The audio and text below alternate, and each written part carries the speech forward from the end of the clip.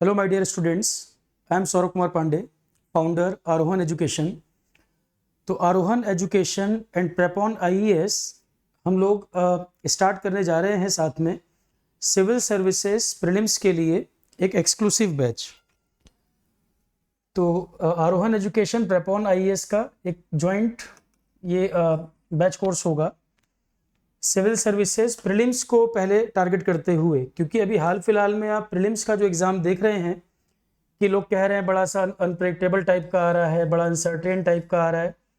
तो पहले हम प्रीलिम्स के लिए ही जो आपकी फाउंडेशन है उसको ठीक करें। प्रीलिम्स के लिए ही कंप्रहेंसिव तरीके से पहले पढ़ाया जाए, फाउंडेशन बिल्कुल अच्छी हो, फिर कुछ टाइम के बाद हम आगे के लिए प्लान कर सकते हैं। सबसे पहले प्रीलिम्स को अप्रोच करना होगा। इस बार के एग्ज़ाम में जैसा कि देखा गया, कई अच्छे बच्चे जो पहले इंटरव्यू दे चुके हैं या मेंस दे चुके हैं, इस बार के पेपर में प्रीलिम्स क्वालिफाई नहीं हो पाया। सीसेट का पेपर बड़ा अजीब सा लोगों को लगा कि ह्यूमैनिटीज़ वाले बच्चे जो हैं वो सीसेट वगैरह में स्ट्रगल कर गए। तो इन सब चीज़ों को ध्यान रख के हमने इस बैच को प्लान किया है। टीम भी आप देखेंगे तो जो वेल एक्सपीरियंस्ड लोग हैं इस फील्ड में, जो ऑलरेडी काफ़ी टाइम से पढ़ा रहे हैं, वो लोग इसमें कवर कराएंगे। 3 अगस्त से ये बैच शुरू होगा। इंडियन पॉलिटी पहला सब्जेक्ट होगा, राहुल स्वरूप सर शुरू करेंगे। तो 3 अगस्त 2023 से Indian polity first subject Rahul स्वरूप सर स्टार्ट करने वाले हैं। और इसमें हम ध्यान रखेंगे कि बिल्कुल बिगिनर बच्चा, कोई इंजीनियरिंग बैकग्राउंड का है, कोई स्कूल लेवल पे अच्छा नहीं था, वो सारी चीज़ें इसमें ध्यान रख के कराया जाएगा, बिल्कुल फंडामेंटल से, कि किसी को भी कोई प्रॉब्लम नहीं आए, ये मानते हुए कि हमको बिल्कुल जीरो लेवल से स्टार्ट करना है। इसका मेन पर्पस ही यही है कि सिविल्स के एग्ज़ाम को जो एक लोगों ने हवा बना रखा है, एक डर बना रखा है, एक तरह से कहिए डर का बिजनेस, कि जब तक आप एग्ज़ाम को बहुत बड़ा कुछ नहीं बना देंगे, हवा नहीं बना देंगे, तब तक लोग कोई 1.5-2 लाख फीस देकर तो आएगा नहीं। तो एक डर का बिजनेस हो गया है कि इतना ज़्यादा इसको टफ कर दिया जाए कि किसी को लगे कि कोचिंग के बिना हो नहीं सकता। ऐसा है नहीं, मतलब मैं पर्सनली ऐसा नहीं मानता, क्योंकि अगर ऐसा होता तो हर बार आप एग्जाम्पल देखते हैं कि कोई बच्चा, कोई रिक्शा पुलर है, उनका बच्चा क्वालिफाई कर गया, एक बच्चा पेट्रोल पंप पे पेट्रोल भरता था वो क्वालिफाई किया, कोई कुली क्वालिफाई कर गया, तो कैसे कर गए? हर कोई तो 1.5 लाख 2 लाख फीस अफोर्ड नहीं कर सकता। तो ये जो एक मिथ बना हुआ है एग्जाम को लेकर, और इस समय के प्रीलिम्स के जो क्वेश्चन आ भी रहे हैं, तो कई सारा जो ट्रेडिशनल तरीके से कोचिंग का जो ढर्रा बना हुआ था, थोड़ा सा उसमें आप चेंज भी देखोगे। ठीक है, तो वो सारी चीज़ों को ध्यान में रख के इस बैच में हम स्टेप बाय स्टेप आगे बढ़ेंगे कि सिविल्स के लिए सही अप्रोच क्या होनी चाहिए, लिमिटेड नंबर ऑफ सोर्स होने चाहिए जिनको कई बार पढ़ा जाए, बजाय कि बहुत सारे लोगों की बात को सुन के, बहुत सारे इंस्टीट्यूट या टॉपर की बात को सुन के आप इतना सारा मैटर इकट्ठा कर लेते हैं कि जो आप टाइम पर कवर नहीं कर पाते, या पढ़ भी लेंगे तो रिवाइज नहीं कर पाएंगे। तो ये बेटर अप्रोच है कि हम लिमिटेड नंबर ऑफ सोर्स रखें जिनको हम कई बार रिवाइज करें।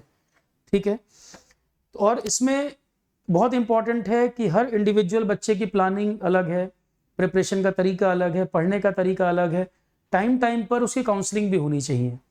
एक बहुत बड़ा गैप जो हमको इसमें लगता है कि हर बच्चे की प्रॉपर काउंसलिंग भी होनी चाहिए इंडिविजुअल लेवल पर भी, क्योंकि कौन सी स्ट्रेटजी, कौन सा प्लान किसके लिए वर्क करेगा, वो सबके लिए कोई ऑब्जेक्टिव बात तो नहीं कि एक रूल आपने सब पर अप्लाई कर दिया।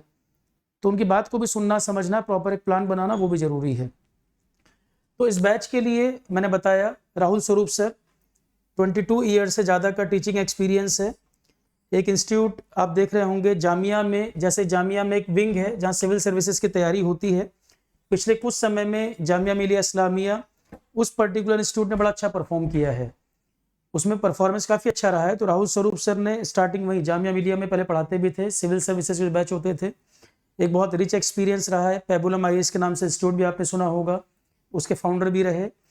कई सारे इंस्टीट्यूट में मॉक इंटरव्यू वगैरह भी सर लेते हैं यूपीएससी के लिए। तो बहुत ही वास्ट एक्सपीरियंस है, और बैच का जो पूरा प्लान बना है वो सर के सुपरविजन में ही, सर की गाइडेंस में ही सारी चीज़ें हो रही हैं। क्या प्लानिंग होनी चाहिए, बच्चों को क्या सपोर्ट मिलना चाहिए, ये सारी चीज़ें A to Z सब कुछ प्रॉपर प्लान जो बन रहा है वो टीम वर्क एक हो रहा है। सर के गाइडेंस में सारी चीज़ें चल रही हैं, क्या क्या होना चाहिए, बच्चों को क्या सपोर्ट मिलना चाहिए, और किन चीज़ों का गैप है जिस पर लोग ध्यान नहीं दे रहे।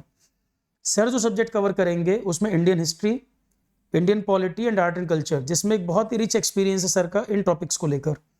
इंडियन हिस्ट्री, पॉलिटी और आर्ट एंड कल्चर, ये जो आपके सब्जेक्ट है ये राहुल स्वरूप सर कराएंगे। मैं सौरभ कुमार पांडे, मैं जो आपको टॉपिक कराऊंगा इसमें एक टॉपिक होगा इकोलॉजी एंड एनवायरनमेंट। हाल फिलहाल में ये सब्जेक्ट एक बड़ा ही डिसाइडिंग रोल प्ले कर रहा है, और लोग इकट्ठा सोर्स इसका मिल नहीं पाता, कोई ज्योग्राफी के साथ पढ़ा दे रहा है, कोई कहीं से नोट्स ले रहा है, बहुत डेडिकेटेड तरीके से सब्जेक्ट को करा नहीं रहे लोग। और इस बार के पेपर में भी आपको अंदाजा लग गया होगा कि इकोलॉजी एनवायरनमेंट कितना इंपॉर्टेंट है। स्पीसीज वगैरह के क्वेश्चन आते हैं तो लोगों को समझ ही नहीं आता क्या आंसर करना है। हालांकि मैं इस टॉपिक को हमेशा कवर करता हूँ, स्पीसीज वगैरह को लेकर मैं हमेशा ही बायोडाइवर्सिटी एंड कंजर्वेशन के चैप्टर में हमेशा डिटेल में पढ़ाते हैं। इकोलॉजी एनवायरनमेंट को पढ़ाने में मैं जो अप्रोच रखूंगा, आपको एक ओवरव्यू बता देता हूं मैं। इकोलॉजी एनवायरनमेंट में सबसे पहले हम पढ़ेंगे बेसिक्स के बारे में, जितने टर्मिनोलॉजी हैं, इकोलॉजी क्या होता है, इकोसिस्टम क्या होता है, इकोलॉजिकल नीशे क्या होता है, सिम्बायोटिक रिलेशनशिप क्या होती है, पहले सारी टर्म्स को हम समझ लेंगे।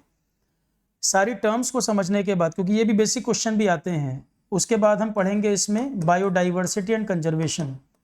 बायोडाइवर्सिटी क्या होती है, कितने टाइप की होती है, बायोडाइवर्सिटी को किस चीज़ से थ्रेट है, किन से खतरा है।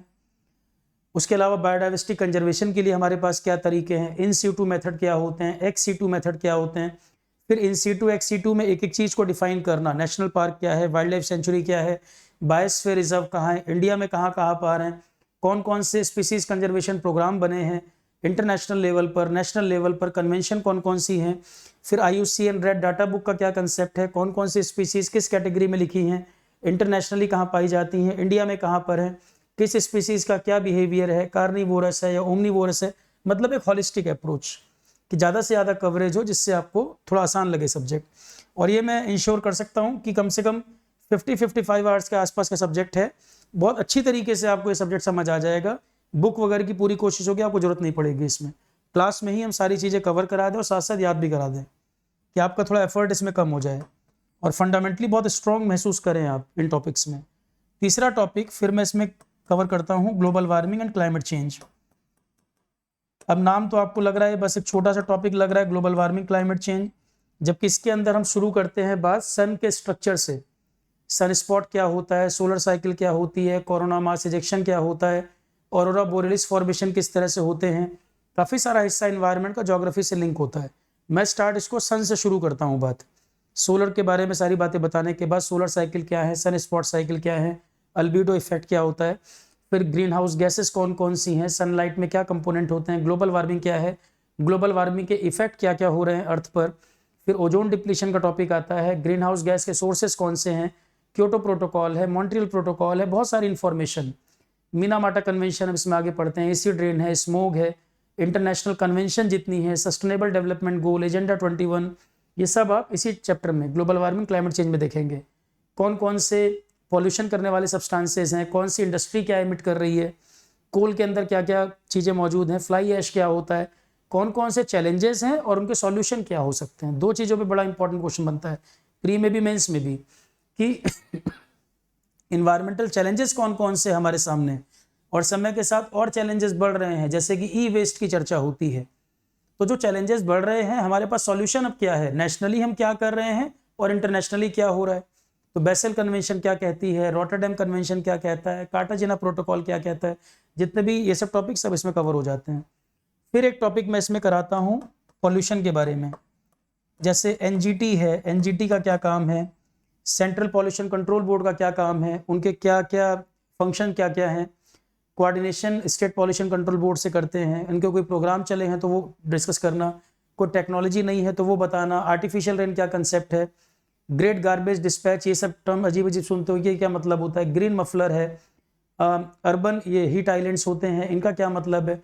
मतलब कुछ ऐसी टर्मिनोलॉजी सुनने में बड़ी फैसिनेटिंग सी लगती है और सीधे सीधे क्वेश्चन आ जाता है। जैसे क्वेश्चन आया आपका मियावाकी मेथड, अर्बन एरिया में डेंस फॉरेस्ट डेवलपमेंट का तरीका, हाइड्रोपोनिक्स कंसेप्ट क्या है, ये आजकल बहुत न्यूज़ में है। तो ये सारा का सारा हम इसमें डिटेल में बात करेंगे। 50-55 आवर्स के आसपास है डिटेल में ये पूरा सब्जेक्ट। और इसमें फिर आपका एक टॉपिक मैं जो इसमें ऐड करूंगा वो एनर्जी का टॉपिक ऐड करूंगा। एनर्जी में एनवायरनमेंट के लिए जैसे खासकर चर्चा होती है रिन्यूएबल, सोलर, विंड, ये सब, तो एक टॉपिक मैं अपनी तरफ से इसमें एनर्जी का भी ऐड करूंगा, जिससे जियोथर्मल, टाइडल, इसके बारे में भी कुछ इन्फॉर्मेशन आपको मिल जाए। और एक टॉपिक आपका इसमें आता है EIA, मेंस में भी क्वेश्चन बन सकता है, इन्वायरमेंटल इम्पैक्ट असेसमेंट। कोई इंडस्ट्री फैक्ट्री लग रही है, उसका स्टडी करना कि लॉन्ग टर्म में या शॉर्ट टर्म में या इमीडिएट वो क्या इम्पैक्ट डालने वाला है एनवायरनमेंट पर और लोगों पर। तो इन्वायरमेंटल इम्पैक्ट असेसमेंट, ये प्रोजेक्ट के बारे में प्री स्टडी कर लेना, ठीक है, ये हमारा कवरेज होगा इकोलॉजी एनवायरनमेंट के लिए। अब जो लोग पहले पेपर दे चुके होंगे या प्रीवियस ईयर पेपर देखेंगे, और मैं एक बात बताऊं, जो भी सिविल्स की तैयारी करने को सोच रहा है, सबसे पहले आप क्या करें, आप इसका सिलेबस लेकर बैठें और लास्ट ईयर का नोटिफिकेशन वगैरह लेकर बैठें, पूरी डिटेल देखें, प्री में क्या आएगा, मेंस में क्या आएगा, इंटरव्यू कितने मार्क्स का है। सिलेबस देखने के बाद आप डिक्रीजिंग ऑर्डर में 2023, 22, 21 इस ऑर्डर में 4 to 5 ईयर के पेपर आप देखें। पेपर का एनालिसिस हमेशा डिक्रीजिंग ऑर्डर में होना चाहिए, जिससे करंट ट्रेंड हमको पहले पता चले, और कभी किसी का ब्लाइंड फॉलोवर नहीं होना चाहिए। जो भी पढ़ाया जा रहा है, एक चैप्टर खत्म हो गया, आप प्रीवियस ईयर में देखिए क्या जो पूछा गया है आप अप्लाई कर पा रहे हैं। अगला चैप्टर हो गया, उसको भी प्रीवियस ईयर में देखिए कि जो क्वेश्चन आ रहा है क्या आप उसको कनेक्ट कर पा रहे हैं। जैसे क्वेश्चन भी आजकल मिक्स पूछ रहा है, ज्योग्राफी एनवायरनमेंट को जोड़ के पूछ दिया, लाइफ साइंस से जोड़ के पूछ दिया, मतलब दो दो सब्जेक्ट को क्लब करके कोई क्वेश्चन बना दे रहे हैं। ठीक है, तो वो जब प्रीवियस ईयर पेपर देखेंगे, जैसे मैंने बताया, किसी भी सब्जेक्ट में कहीं भी आप किसी से ही पढ़ रहे हो, कभी भी किसी का ब्लाइंड फॉलोवर नहीं होना चाहिए। आप एक एक दो दो चैप्टर करते जाइए, प्रीवियस ईयर देखते जाइए। प्रीवियस ईयर तो पढ़ाने वाला नहीं बना रहा है ना, वो तो ऑलरेडी एग्जाम हो चुके हैं। प्लस आप टेस्ट सीरीज दीजिए, टेस्ट सीरीज कहीं पर भी अटेम्प्ट आप कर सकते हैं, तो उससे भी आपको अंदाजा लगेगा। अगर 70% तक क्वेश्चन आपके क्लास में पढ़ाए गए हो रहे हैं, तो मेन एग्जाम में आप अच्छा परफॉर्म कर पाएंगे। अलग अलग क्वेश्चन आप जितने मर्जी लगाइए, ठीक है, उससे पहचान होती है टीचर ने क्या पढ़ाया और एग्जाम में आप कंफर्टेबल होंगे या नहीं। अननेसेसरी किसी के कहने से तैयारी नहीं होती, आप अपने आप का सेल्फ इवैल्यूएशन करें। दुनिया में और बाहर प्लानिंग ढूंढने की बजाय अपने अंदर झांक के देखो, सारे जवाब आपको खुद मिलते जाएंगे। और हर किसी की प्लानिंग एक जैसी नहीं होगी, सब अपने आप में यूनिक है। ठीक है, तो बैठकर ठंडे दिमाग से खुद विचार करें कि आपको प्लानिंग कैसे करनी है। हमारी तरफ से सपोर्ट ये होगा, ज़्यादा से ज़्यादा अच्छे से अच्छा पढ़ाने की कोशिश की जाएगी। पूरा प्रयास होगा कि आपको बिल्कुल फंडामेंटली स्ट्रॉन्ग कर दिया जाए कि आपको इसमें दिक्कत तो फिलहाल नहीं हो। और जैसे ही कुछ टाइम बीतेगा, आगे के और हम प्लान इसमें क्या करेंगे और इसमें एड ऑन क्या करेंगे, साथ साथ हम आपको उसमें बताते जाएंगे। अभी फिलहाल जो हम लॉन्च कर रहे हैं 3 अगस्त से प्रीलिम्स बैच, और 2 और 3 मंथ के बाद आप खुद को भी इवेल्युएट कर पाते हो कि क्या आगे मुझे मेंस के लिए कैसे करना है, या क्या मेरे स्ट्रॉन्ग एरिया है, क्या वीक एरिया है। अननेसेसरी प्री मेंस सब जोड़ जाड़ के कोई ज़्यादा फीस या टाइम वेस्ट करना, प्रेशर डालना, वो तरीका ठीक नहीं है। 2-3 महीने तो आप स्टार्टिंग में अपने फंडामेंटल पे आपको लगते ही लगते हैं, और ऐसा कभी नहीं हो सकता कि टीचर कोई सब्जेक्ट पढ़ाए तो वो सिर्फ प्री के हिसाब से पढ़ा दे और मेंस को छोड़ दे। अगर मैं इकोलॉजी एनवायरनमेंट आपको पढ़ा रहा हूँ तो मैं हॉलिस्टिक तरीके से ही पढ़ाऊंगा। वो कहीं ना कहीं मेंस की तैयारी भी आपकी करा रहा है। राहुल सर अगर हिस्ट्री पॉलिटी पढ़ा रहे होंगे तो प्री को भी आप कंसेप्चुअली आपको सारा पढ़ाना है, तो ऐसा नहीं हो सकता कि वो मेंस की तैयारी नहीं है, वो मेंस को भी कवर कर रहा है साथ साथ। तो इसीलिए हमने कहा कि 3 मंथ बिल्कुल अच्छी तैयारी के बाद फिर आप इवेल्युएट कर पाएंगे, और हम भी ये आपको बता पाएंगे कि मेंस के लिए हमें आगे कैसे करना है। इकट्ठे बहुत सारी चीज़ों का बर्डन ना लादा जाए। क्लास जो होंगी, क्लास के साथ क्लास नोट्स, क्लास के साथ साथ आप लिखें तो बहुत अच्छी बात है, नहीं तो क्लास के लिए सप्लीमेंट वगैरह जो देना होगा वो हम लोग आपको पूरी हेल्प करेंगे उसमें। एक बहुत इंपॉर्टेंट चीज़ यहाँ पर जो है कंसल्टेशन की बात, प्रेपॉन IAS, ये एक बिल्कुल अलग हमने सेपरेट ऐप बना दी है सिविल सर्विसेज प्रोग्राम के लिए। जैसा कि आप देख रहे हैं आरोहण पर ऑलरेडी कई प्रोग्राम चल रहे हैं, तो सिविल सर्विसेज को हम उसके साथ मिक्स नहीं करना चाहते।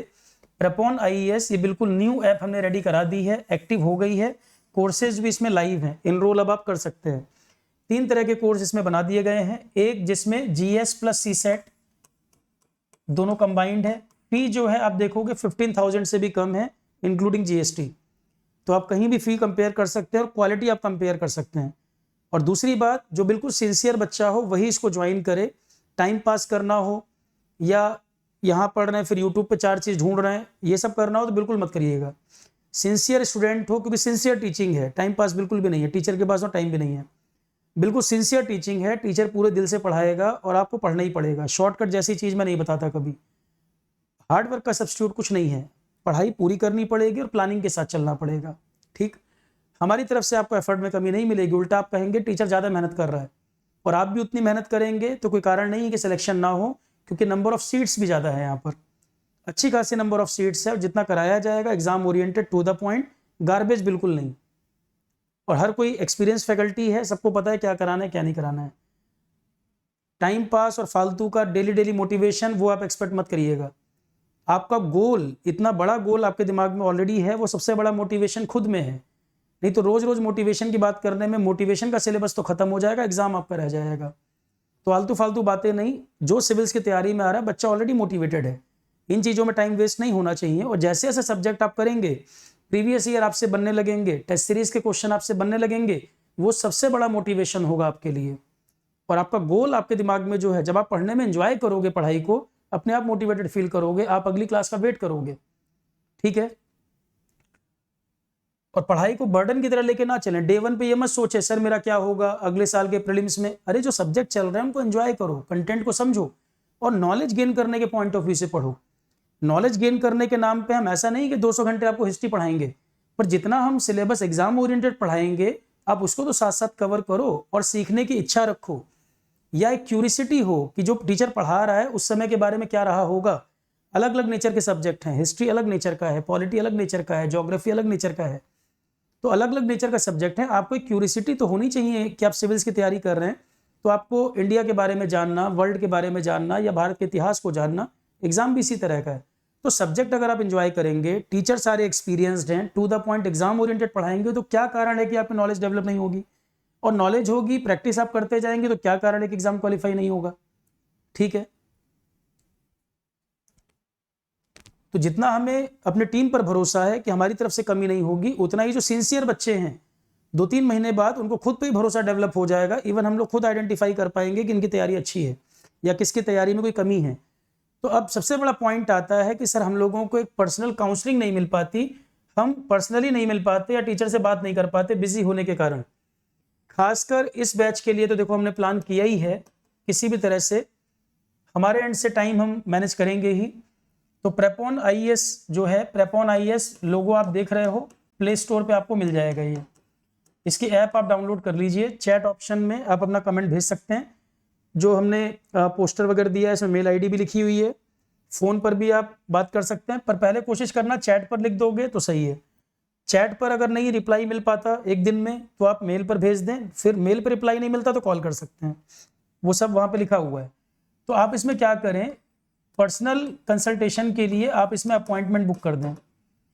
तो जिस भी टीचर से आप कंसल्ट करना चाहते हैं प्रेपॉन आईएएस पे, आप कुछ समय लेकर, कम से कम 2 दिन का मार्जिन तो होना चाहिए, तो अपॉइंटमेंट आप इसमें अपना स्लॉट बुक कर लें, टाइम स्लॉट बुक कर ले। तो जैसे पॉसिबल होगा आप ऑनलाइन कंसल्ट करना चाहें, ऑनलाइन कंसल्टेशन में भी आप बता देंगे इस टीचर से मुझे कंसल्ट करना है, तो ऑनलाइन आप अपॉइंटमेंट बुक कर सकते हैं टीचर से कंसल्टेशन के लिए। तो मेरे से कंसल्ट करना है या राहुल स्वरूप सर से कंसल्ट करना, जिस भी टीचर से कंसल्ट करना है आप पहले ही अपॉइंटमेंट करके स्लॉट बुक कर लीजिए।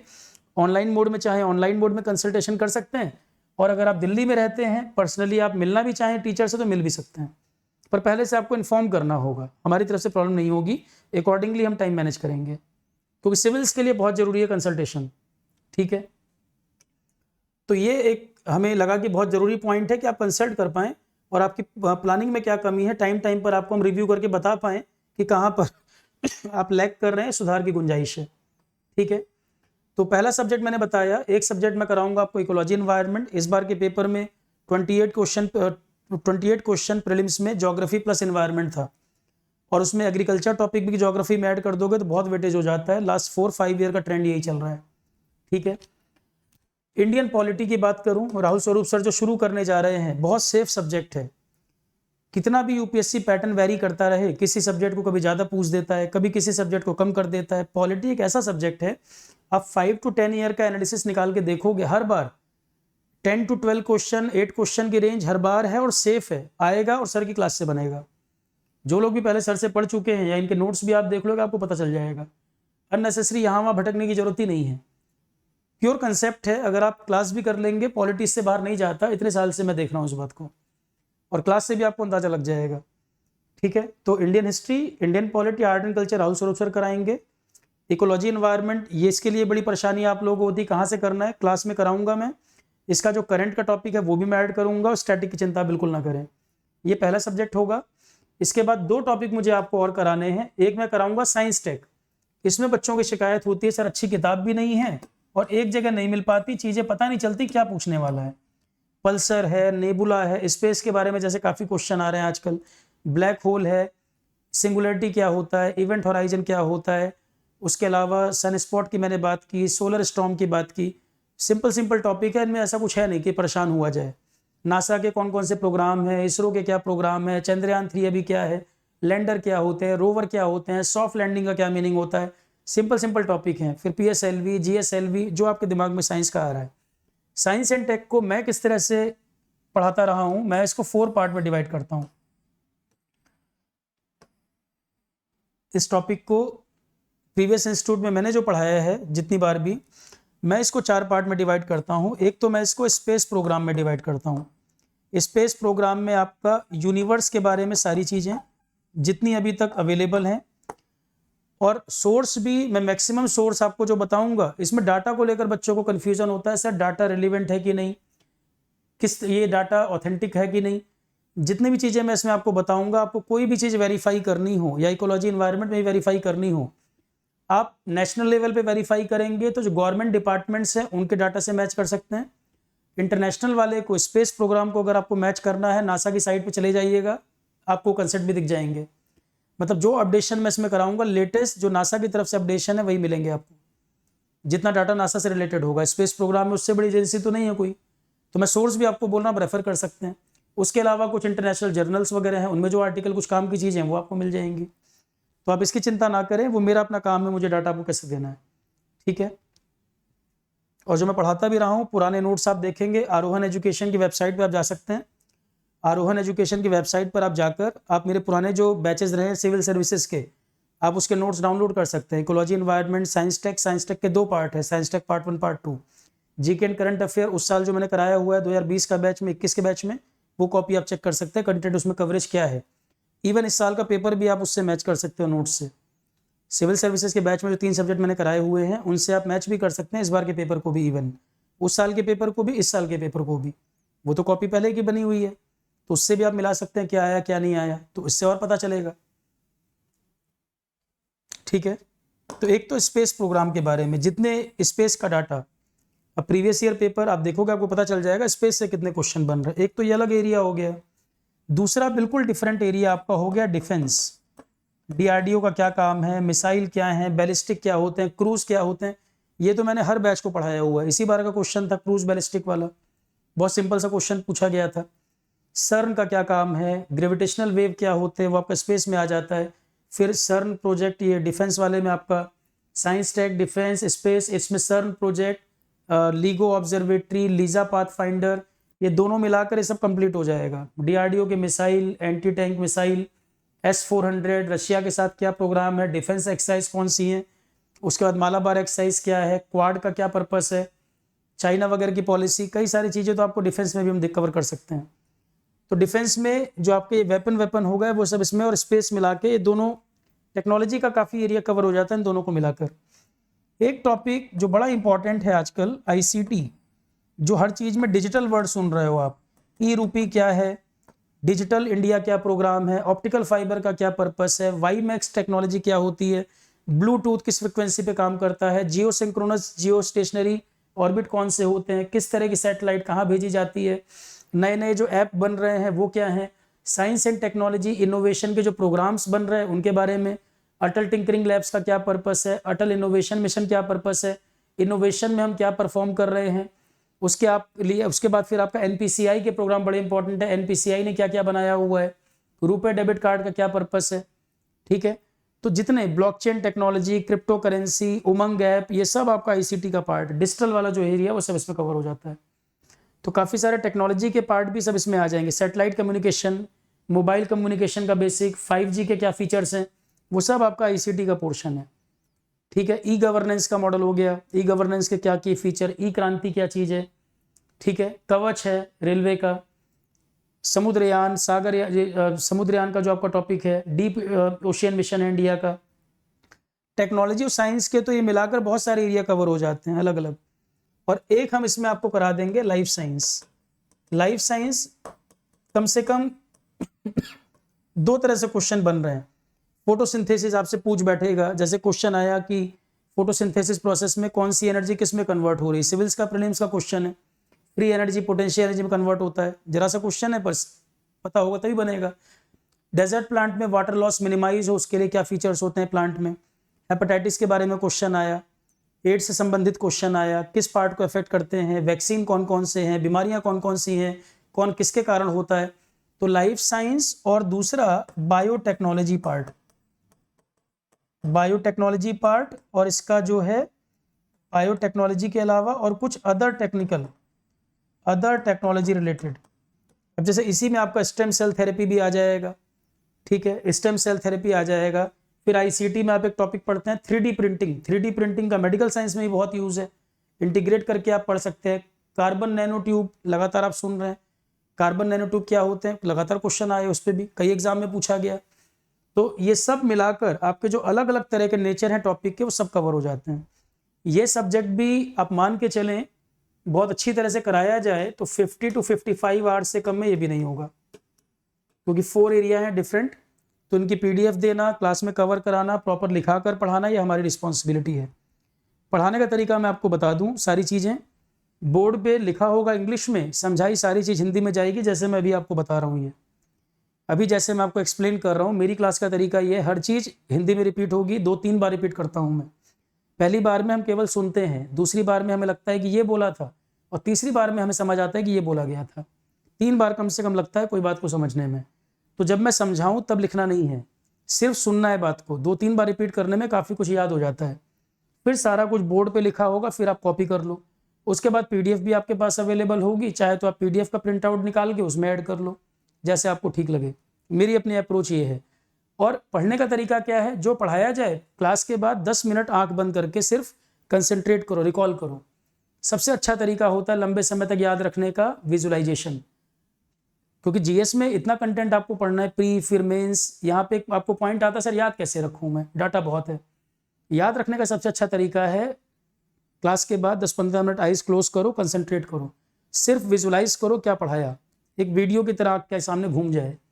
दूसरा तरीका होता है, जब आप कुछ पढ़ रहे हैं रफ पेज अपने पास रखिए, रफ पेज में से जो जो की पॉइंट आए सिर्फ उनको रफ पे लिख लो, की पॉइंट्स को जिसको आप याद रखना चाह रहे हो। तीसरे नंबर पे आता है रीड करना और भूलना। पहले नंबर पे विजुअलाइजेशन, दूसरे नंबर पे लिखना और तीसरे नंबर पे रीड करना। ये सीक्वेंस है, साइंटिफिकली प्रूव्ड है। ठीक, जितने लोग हैं Limca book record holder, Guinness book में नाम जिनके, उनका मेमोरी वाला जो तरीका है वो यही है, याद रखने का डाटा को। क्लियर है? तो ये हो गया आपका साइंस टेक का टॉपिक 50-55 आवर्स के आसपास। अब हाइपरलूप सब इसमें आ जाएगा, मैं एक एक नाम अब नहीं बोल रहा हूँ, सब इसमें कवर होंगे ये आपके। ठीक है, तीसरा टॉपिक आपका आता है करंट अफेयर्स। करंट अफेयर्स के लिए न्यूज़पेपर सबकी अलग अलग चॉइस है। पर्सनली मुझे जो पसंद है न्यूज़पेपर द हिंदू, स्टार्टिंग से ही मुझे जो न्यूज़पेपर पसंद है द हिंदू। उसका तरीका एग्जाम को लेकर, मतलब जो कंटेंट जिस तरह से आता है एग्जाम के हिसाब से मुझे बहुत पसंद है। पर कुछ लोगों को इंडियन एक्सप्रेस सही लगता है कि कंटेंट कवरेज थोड़ी शॉर्ट में हो जाती है, तो सबकी अपनी अलग अप्रोच है। पर न्यूज़पेपर सिविल्स के लिए ज़रूरी है, और एग्जाम के लिए तो मैं नहीं बोलता, पर सिविल सर्विसेज के लिए न्यूज़पेपर बहुत ज़रूरी है। हमारा तो पूरा कोशिश है ही आपको क्लास में दे दिया जाए, PDF के माध्यम से करंट प्रोवाइड किया जाए, कुछ मैगजीन की फॉर्म में डाटा मिल जाए। हमारी पूरी कोशिश है कि आपको, और न्यूज़पेपर का भी जो कंटेंट कवर करना है, हम आपको ज़्यादा से ज़्यादा रिलेवेंट कंटेंट दे सकें। वो तो आपको रेगुलर बेसिस पे कुछ टाइम में शुरू हो जाएगा मिलना। ठीक है, उस पर ऑलरेडी हम लोग वर्क कर रहे हैं, वो जल्दी आपको शुरू हो जाएगा मिलना। और करंट अफेयर में क्लास भी होगी, इसके काफ़ी सारे एरिया मैं कराऊंगा। बाकी पॉलिटी वगैरह के कुछ करंट के topic Rahul sir specially deal करेंगे। करंट इकोनॉमी का कोई टॉपिक आ रहा है तो इकोनॉमी के टीचर डील करेंगे। बाकी मेजॉरिटी जो करंट अफेयर है आप इसमें बिल्कुल चिंता ना करें, ये मैं अपने हिसाब से पूरा कवर करूंगा। पूरा मैं कवर करूंगा। रशिया यूक्रेन का इशू है, आर्मेनिया अजरबैजान का इशू है, अफ्रीका लगातार न्यूज़ में और हर बार क्वेश्चन आता है। इस बार भी कह के मैंने भेजा था अफ्रीका पे क्वेश्चन बनेगा।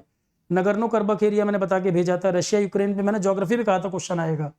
अफ्रीका पे हर बार क्वेश्चन आता है। जैसे ऑयल की डिस्कवरी हो गई गुनी, तो वो लगातार न्यूज़ में, कहाँ पर कन्फ्लिक्ट चल रहा है, कहाँ भुखमरी छाई हुई है लंबे समय से, गरीबी बहुत ज़्यादा है।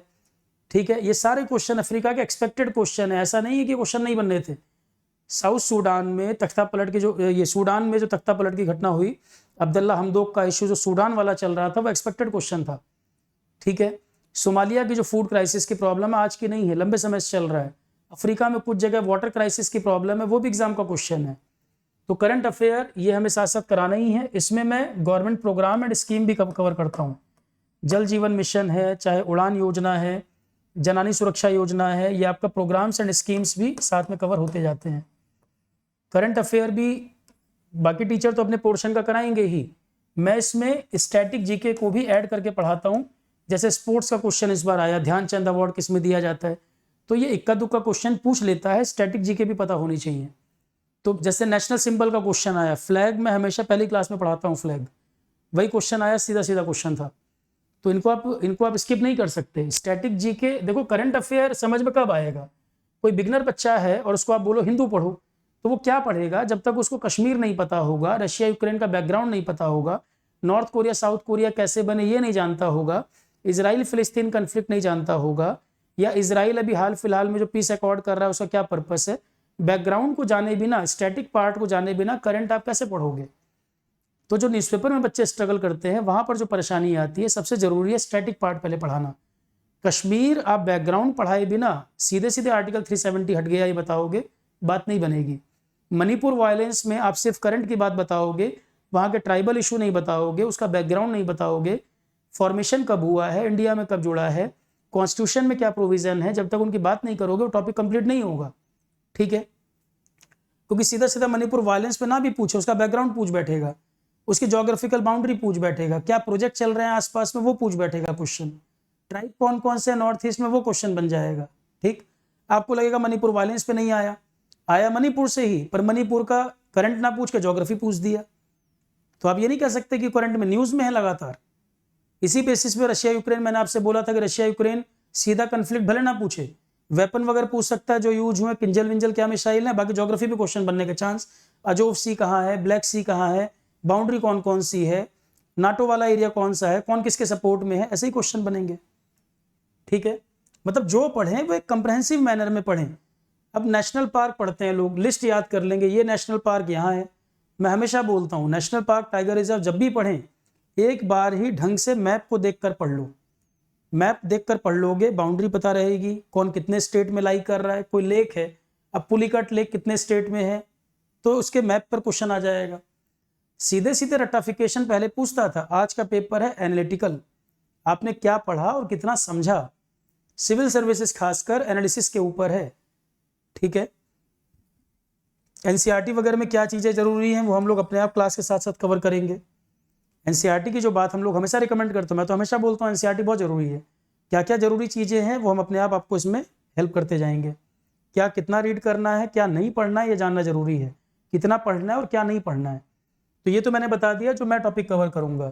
तो स्टार्टिंग में जो जीएस आपका शुरू होगा, स्टार्टिंग में तो जो की सब्जेक्ट आपके शुरू के, हिस्ट्री, पॉलिटी, ज्योग्राफी, ये जो फाउंडेशनल सब्जेक्ट माने जाते हैं, पहले तो इनकी ज़रूरत है। और मैंने अपने सब्जेक्ट बताई थी, ecology, environment, science tech, current affair, उनकी आप बिल्कुल चिंता ना करें, वो मेरी जिम्मेदारी है, मैं कितना एफर्ट करके उसको और बेटर आपको करा दूँ, प्लस नोट्स मैं अपने आपको प्रोवाइड करूँ। ठीक है, तो इसके अलावा अपूर्व मेहरोत्रा ज्योग्राफी ऑप्शनल के बहुत पॉपुलर टीचर हैं, कई नामी इंस्टीट्यूट के साथ ऑलरेडी पढ़ाते भी हैं ज्योग्राफी ऑप्शनल।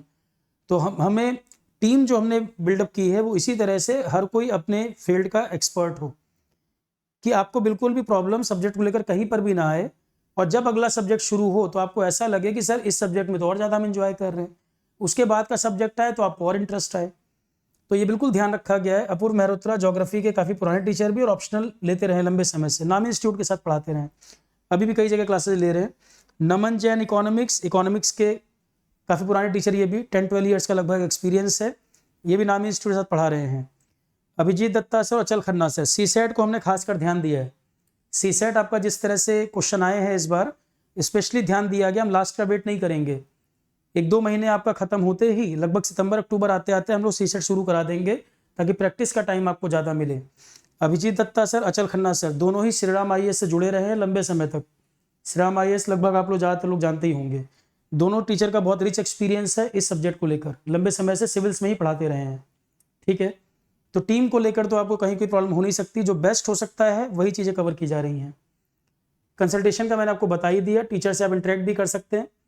कोशिश हमारी ये है कि सिविल सर्विसेज को लेकर जो एक मिथ बना हुआ है कि ये एग्जाम बस लग रहा है नासा से लोग आते होंगे क्वालिफाई करने, उस मिथ को हमें जरूर ब्रेक करना है, कि एक ये बात क्लियर हो जाए कि आम लोग ही निकालते हैं। ये मैटर नहीं करता कि 10th में आपके मार्क्स थे कि नहीं थे, आप ही जैसे लोग क्वालिफाई करते हैं, कोई नासा से पकड़ के नहीं आ रहा है।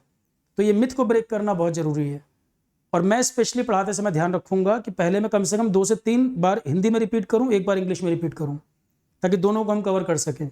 लिखवाने का तरीका इंग्लिश होगा मेरा, सिंपल तरीके से लिखा जाएगा। रिपीटेशन में कम से कम 2-3 बार हिंदी, 1 बार इंग्लिश में रिपीट में करता ही हूँ।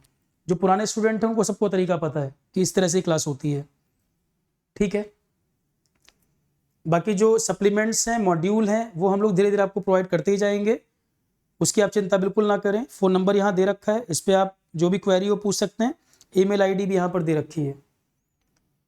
और 3 तरह के मॉड्यूल हमने इसमें लॉन्च कर दिए हैं, जीएस प्लस सीसेट कंबाइंड। और कोई भी कोर्स की फीस 15,000 के ऊपर नहीं है, इंक्लूडिंग जीएसटी, क्योंकि अफोर्डेबल होना चाहिए। कम से कम हम जो हमारा एक रनिंग कॉस्ट है, टीम जो हमारी है और जो हमारा स्टाफ है, जो बैकएंड पे वर्क होने हैं, बिल्कुल नॉमिनल होना चाहिए।